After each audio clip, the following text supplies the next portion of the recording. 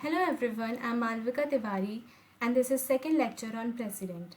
In this video, I'm going to tell you about function, veto power, ordinance making power and pardoning power of President. We can study power and function of President under different headings like executive power, legislative power, judicial power. In executive power, we can see that all the executive actions are formally taken in his or her name. President can make rule for convenient transaction of business of union government. He or she can appoint prime minister and other minister on the advice of prime minister.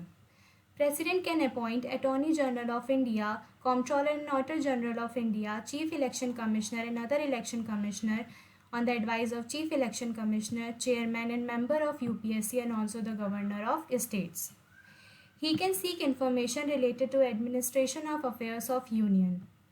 President can also require Prime Minister to submit matter for consideration of Council of Minister on which the decision has been taken by Minister but not being considered by the Council. Now let's talk about legislative power of President. In this, when a bill is passed by Parliament, then it is presented to President. In this case, President has three options. He can give assent to the bill or withhold assent, or he can return the bill for reconsideration of Parliament. He can summon or prorogue the Parliament and can also dissolve the Lok Sabha. Only President can summon the joint sitting which is presided by Speaker of Lok Sabha. He can also address Parliament at the first sitting after every general election. When the office of Speaker or Deputy Speaker and Chairman or Deputy Chairman in Rajya Sabha is vacant, in this case he can appoint any member to preside over its proceedings. He can nominate 12 members of Rajya Sabha who has practical experience in literature, science, art and social science. Prior recommendation of President is necessary to introduce some bill, for example, money bill. Now judicial power of President. President can appoint Chief Justice of India and also appoint other judges of Supreme Court and High Court. President can seek advice from Supreme Court on the matter of law, but the advice is not binding on President. President has power to grant pardon, reprieve, remit or commute a sentence. Now let's see other power of President. President have diplomatic powers, like he can represent India internationally and also all the agreements and treaties concluded on behalf of President. He has financial power, that is, money bill can also be introduced in Parliament with the prior recommendation of President. President is caused to be laid before both houses of Parliament the annual financial statement. No demand on grant can be made without his recommendation. Now, President also has emergency power. He can proclaim national emergency, President rule, and financial emergency. The details of emergency provision that I have covered in my previous video, you can refer to that video also. Now, let's talk about veto power of President.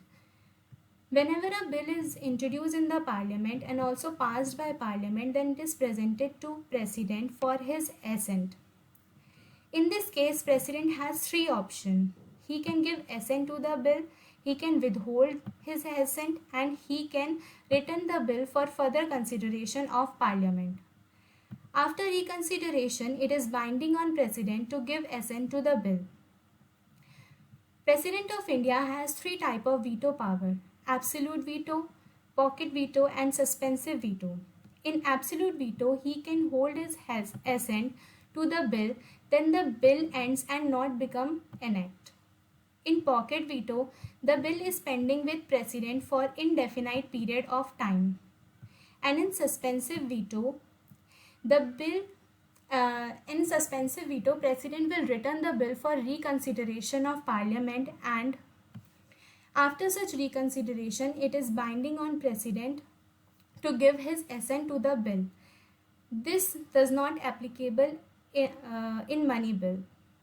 Now, let's talk about the ordinance making power of President.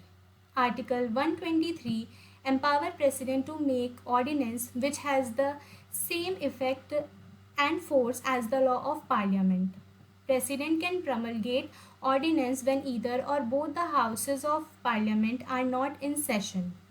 After reassembly, ordinance need to be passed by both the houses within 6 weeks, and we know that the gap between two sessions of parliament should not exceed 6 months. So the maximum life of an ordinance is 6 months plus 6 weeks.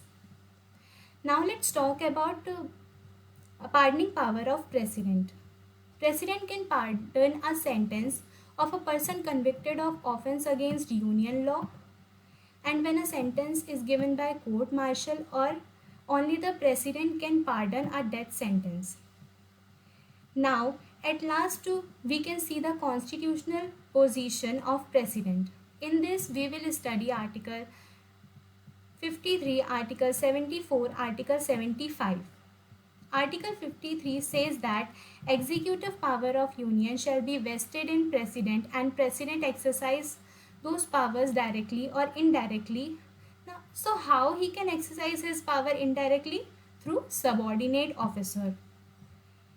Article 74 says that Council of Minister and Prime Minister give aid and advice to President, and President shall act in accordance with such advice.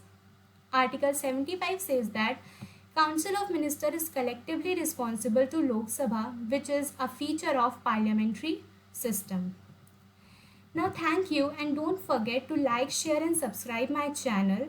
And in my upcoming video, I will tell you about Prime Minister, Council of Minister and so on. So you can refer those videos for UPSC, CSC and SSC preparation, and also in UPSC, CSC you can also see the way I'm making the flow charts like this. You can replicate this in your answer writing also.